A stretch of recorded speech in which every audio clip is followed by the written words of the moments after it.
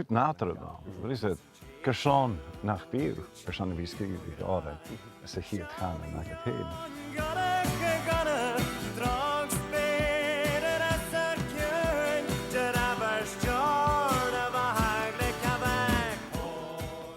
A cínacham agus a rumis cleantin garlic an drach úr mar a bhain. An seosta cótag seosta rock.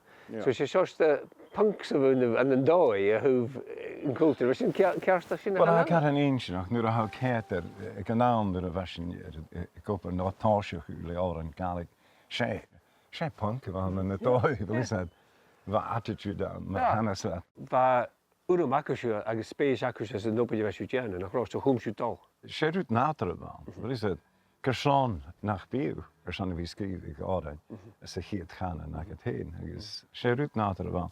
A chan san na bíola organic bheisiú fás.